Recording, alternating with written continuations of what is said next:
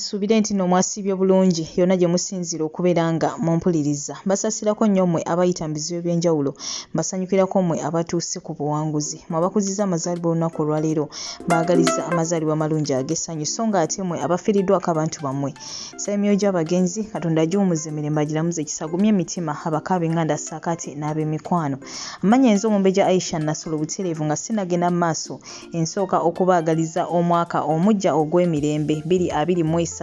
Tuguyingira leero ssaawa 6 butereevu tugenda kuba ate tuli mu January ng'ennaku z'omwezi lumu butereevu ng'ate tuli mu mwaka ogwa 2023. Kati nno munaye nkusaba byonna byonna ebikukaabizza amaziga byonna ebiganye omwaka oguwedde ogwa 2022 munange byesonyiwe. Ensobi osobola otereeza zitereeze, ebiganye byerabire obivireko ddala ogendere ddala n'omwaka ate ogujja. Setting goals zo kwegamba omanye biki ate byoteekeddwa okubeera nga okola omwaka ogujja ebikulemeseza okutuuka ku biruubirirwa byo omwaka guno. Byesonyiwe, byerabire omwaka ogujja. Munange tandika bupya, tandika fresh. Weebaze Katonda okubeera nga akusobozesezza okubeera omu ku abo munange abayingidde omwaka ogwo 2023. Yes, wabula ng'ate munange tukyali ku ebyo ye eyaliko Papa Emeritus Benedict munango no ye tasobodde kubeera ng'ate ayingira omwaka ogwa 2023 era wetwogerera olunaku olwaleero ng'ennaku z'omwezi 31 munange atuvudde ku maaso. Munange bw'atyo Katonda ate amugje mu bulamu bw'ensi eno akiridde ezira kumwa ennyindo gye zirembekera mukoka. Bw'atyo munange afiridde ku myaka 95 wali mu kibuga Vatican. Kati nno tusaba omwoyo gwe Katonda agumuze emirembe agulamuze ekisagumye emitima abakaab'enganda ssaakaate n'ab'emikwano. Ffenna ly'ekkubo ekitwawula oli kubeera ng'ate munange asookayo munne so ng'ate byo ebya King Saha nabyo tebinnabeera byangu n'akamu n'akeddagala. Embeera ekyali mbi wabula nga katumusabire asobole okubeera ng'ate assuuka agende maaso n'okubeera ng'ate ayimbira eggwanga. So ng'ate ebyo nabyo tubitadde ku bbali. Ye Morris Jordan Kaweesi ono tumanyi bulungi nga mu bazannyi ba Aromatic Entertainment. Munange wetwogerera olunaku olwaleero ayanjuddwa mu bazadde ba mwana munne. Munange naye tumwagaliza obufumbo obulungi. Beebaawo mu bifaananyi banekaanekanye n'omugole mumyufu ng'era munaye naawe w'omulaba. Nalabye abamu bamugamba nti kati ne waatafuna masannyalaze oba ne waatagula ttaala, ettaala munange agireetedde ddala mu nju mweri. Naye nga munange eribadde essanyu jjereere wali ng'ate awerekeddwako banne we bazannya mu Aromatic Entertainment. Tumwagaliza birungi byereere. So ng'ate ngenda kuba nkulekerako akatambi ka Don Asia. Ye Don Asia munange avaayo bw'atyo n'agaba level nga waayagadde. Kati nno olunaku olwaleero munange essira oba amakanda agasimbye wa Ebya Nakankaka bw'atyo avuddeyo n'amutabukira bubi nnyo. Sigenda kubeera ng'ate njogera n'ekimu ku byayogeddeko okuggyako okubeera nga nkulekerako akatambi ke anti bagamba nti akuddira mu luyimba munange taluwoomya. Goodbye for now. Subscribe nga gw'atannaba, teekako akadde, like nga video eno naye ng'ate ekisinga obukulu toseetuka. Happy New Year. Nga bulowooza nti bwakabi nnyo nnyo nnyo nnyo nnyo nnyo nnyo nnyo nnyo nnyo nnyo nnyo nnyo nnyo nnyo nnyo nnyo mubugambe ng'amazima bumanye ennaku yaabwe bwe bunaamala okumala ennaku yaabwe bugenda kweddako bweyongera okubeera bukyaki gaalo. Kasengukire ddala kagende nga kebake mu kyaki ya Pastor Bugembe kabeere nga keeranga buli lunaku nga kakeera kwera kyaki Katonda okukasonyiwa. Ate kati kikalumiriza naye Katonda yakasonyiwadde naye kati ko tekabilivinga nti Katonda yakasonyiwa.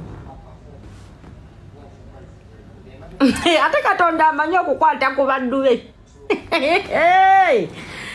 Katonda alaba ng'ogenda kuswaza nnyo bakadde bo n'akukuba kibooko egenda okuluma paka lw'oliyingira kabuli. Kati Nakakaka Katonda yamukuba kibooko egenda okumuluma paka lw'ayingira kabuli.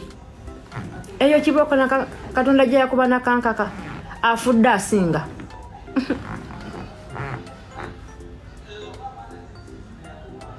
Afudde asinga.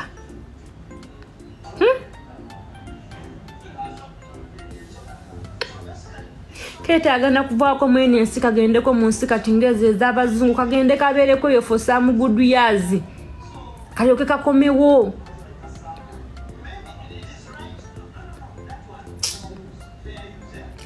Bambi, it is too bad.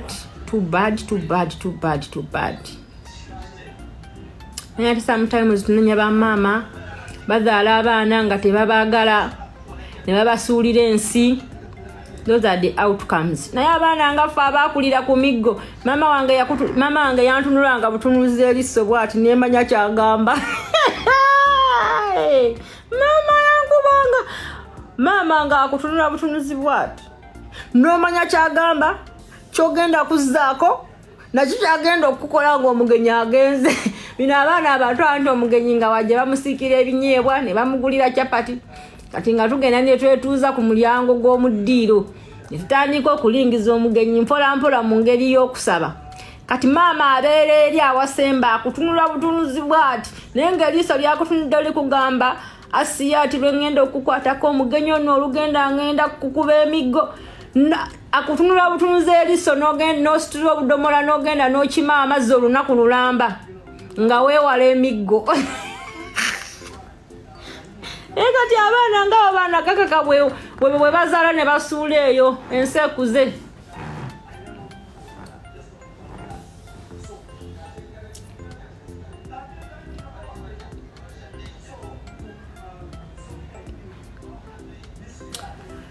Pozi n'akatalekeka agende neebaka eddagala terindwaza. Pozi n'akatalekeka wema mundabidde ku gonza. Mugamba ajjemu omulimu naawe okusula kutadde n'okulya. Njala ye muluma gonza talina kirala. Obusajja bwe baagala bubeebakirako bwereere tebulya. Sex without food, you can look like a skeleton. Now for example like gonza bakeebakako tekalya bulungi.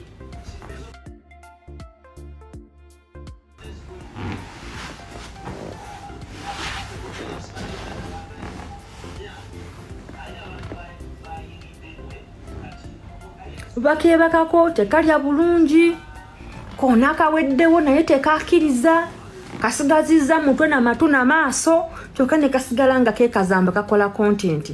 Bwe tubagamba mbu abawala bwe babayamba nnyo abamu mwavu ewaamwe nga terina kyakulya ne mugamba mbu tubakubye nnyo.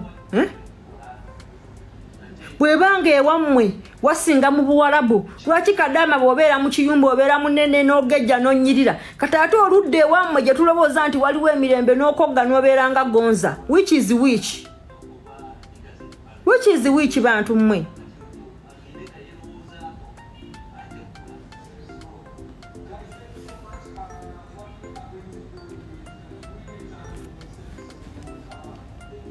Which is which?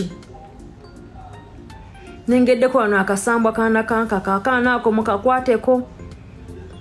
Lumu kali bakatambula akakondo ne kakakwata ne kagwa wansi ne kakutukamu obugulu obukalinga emitayimbwe. Mukakwateko mukagumye. Gwe gonza nange gonza. Gonza yandibadde asenguka ajje mukazi we kaanakankaka amulagirira ekyokukola. Ajje naye ate beebamu bonna beebamu. Nakankaka kati kaanakankaka kwewaabwe baakazira.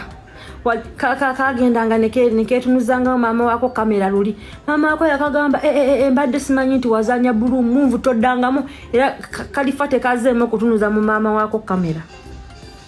Obwana okuswaza abazadde.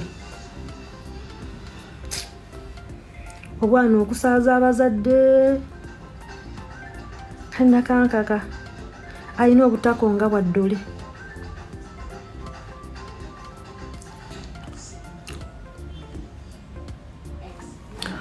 Alina obutakonga bwa ddole.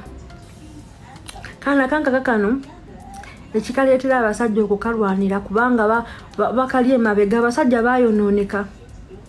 Kati engeri gye bakakutula buleeki z'emabega buli musajja ayagala agenda alabe ddala ezo buleeki zaakutukakutuka oba tezinaba kukutukakutuka.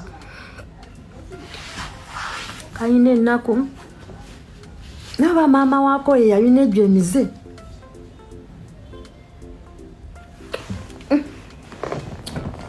Ngende neebake mu kitanda kyange ekyebbeeyi ekyava e London. ate nze ne bakamu bibokesi nga Ebya Nakankaka ngena n'ogula ogubokesi n'oguleeta n'oguteeka mu ate kati kakyusiza omwo abasajja sike kalina akasagazi kati akalabisaawo ku muzigo we kapangisa mwekefuulira kyakigaalo mbwamwe kyakigaalo naawe wiki kyakigaalo go and sleep in the church because of the things you did. God is still annoyed. Just know that, Nakankaka, you are not forgiven. I'm telling you. Kagende nga kebaka mu church naye kati mu muzigo we kebaka kati kaawona pate house kati olaba ne mu pate house kaakoleramu ebyo ebyekisiru olwo mu muzigo gwako awatali akalaba kati kayingiza ono kayingiza oli